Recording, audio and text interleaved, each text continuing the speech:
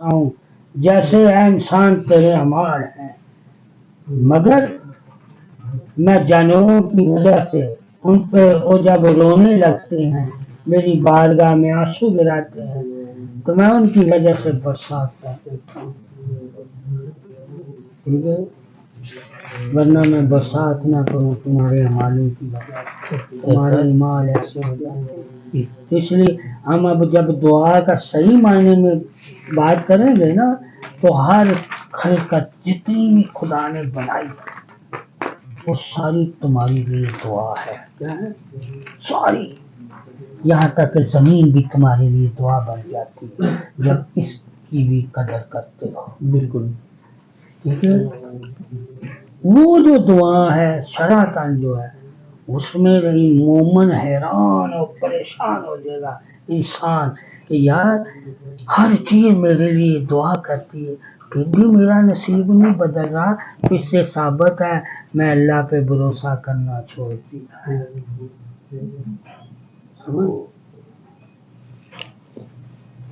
پھر انبیاء تیرے لیے دعا کر رہے ہیں، کیا کر رہے ہیں؟ پھر بھی تیرا نصیب نہ بدلے تو نافرمان ہے، منہ پھیرے ہوا ہے۔ دعاؤں کے بارے میں اللہ نے جو مومن کو بھروسہ دلوایا ہوا ہے نا، وہی ایمان کی اصل تصدیق ہے۔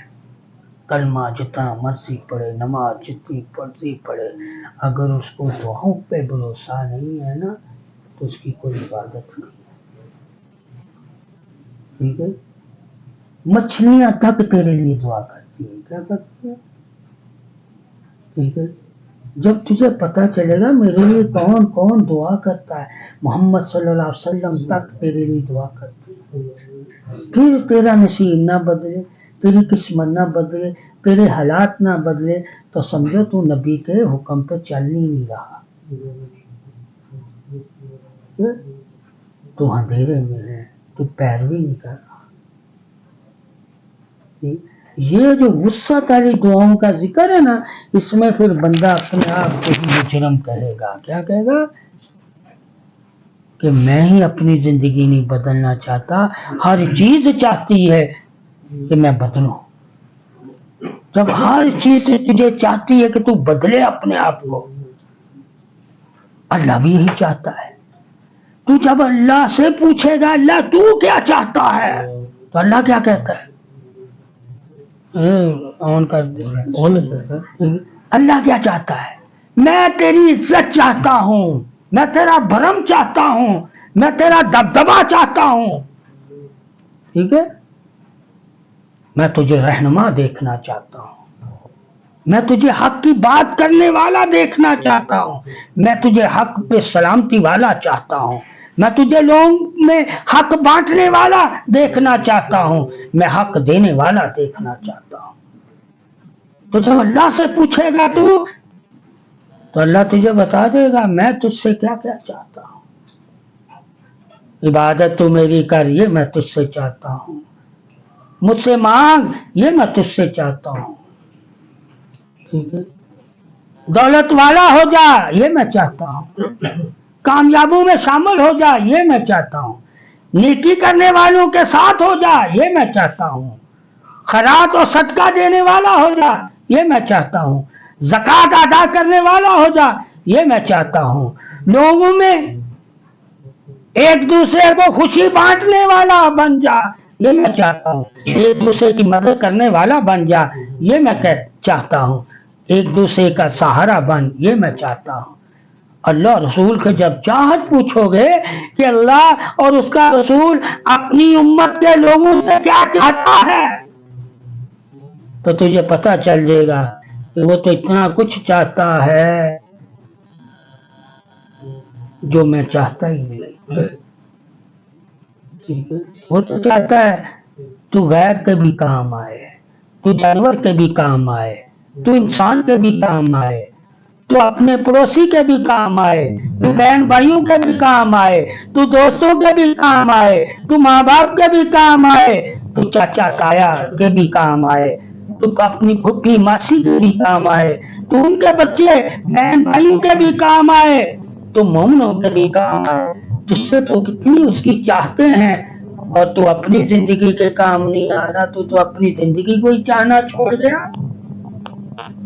جب تو اپنی زندگی کے کام نہیں آ رہا تو نے اپنی زندگی کو ہی چاہنا چھوڑ دیا، اور اپنی زندگی کے کام نہ آئے وہی تو مرا ہوا ہے۔ تجھے تو میں نے زندگی دی تھی، تو نے اس زندگی کو مردوں جیسی گزارنا شروع کر دیا، بے ضمیروں جیسی گزارنا شروع کر دیا، بے ہدایتوں جیسی گزار رہے ہو، بزدلوں جیسی زندگی اختیار کر لی ہے، منافقوں اور کافروں جیسی تو نے زندگی اختیار کر لی۔ میں تو تیری زندگی کو مومنوں جیسی دیکھنا چاہتا تھا، میں تو تیری زندگی کو دوستوں جیسی دیکھنا چاہتا تھا، میں تو تیری زندگی کو سخیوں جیسی دیکھنا چاہتا تھا، میں تو تیری زندگی کو بے نیازوں جیسی دیکھنا چاہتا تھا، میں تو تیری زندگی کو شاہدوں جیسی دیکھنا چاہتا تھا، میں تو تیری زندگی کو محبت والی زندگی دیکھنا چاہتا تھا، یعنی کہ بانٹنے والی زندگی۔ تو میری چاہت کو تو اپنا، میں تجھے بتاؤں گا میں تیری زندگی کو کیسے دیکھنا چاہتا ہوں۔ اور اللہ رسول کی جب چاہت تجھے معلوم ہوگی کہ وہ تیری زندگی کو کس طرح دیکھنا چاہتے ہیں، تو تجھے معلوم ہو جائے گا کہ میری زندگی میری نہیں ہے، یہ اللہ رسول کی دی ہوئی زندگی ہے۔ جس نے ہمیں زندگی دی اس نے تو ہمیں کہا زندگی میں عزت پانا، زندگی کی قدر جاننا، زندگی کا مول جاننا، زندگی کا مقصد جاننا، زندگی کو محتاج نہ بنانا، زندگی کو بے سہارا نہ بنانا، زندگی کو اپاہج نہ بنانا، زندگی میں اندھیروں میں نہ چلے جانا۔ تو زندگی کا مقصد تمہیں پتا ہونا چاہیے کہ اللہ رسول کے ہاں مومن کی زندگی کا کیا مقصد ہے، مومن کی زندگی کی کیا تعلیم ہے، مومن کی زندگی کیا انعام ہے، اور مومن کی زندگی کا کیا مقام ہے۔ جب مومن کی زندگی کا مقام جانے گا تو تو جان لے گا کہ اللہ نے ہمیں فرشتوں سے بھی افضل زندگی دی ہے، اور فرشتوں سے افضل زندگی والے اگر مانگ رہے ہوں تو انہوں نے مومن کی زندگی نہیں اپنائی،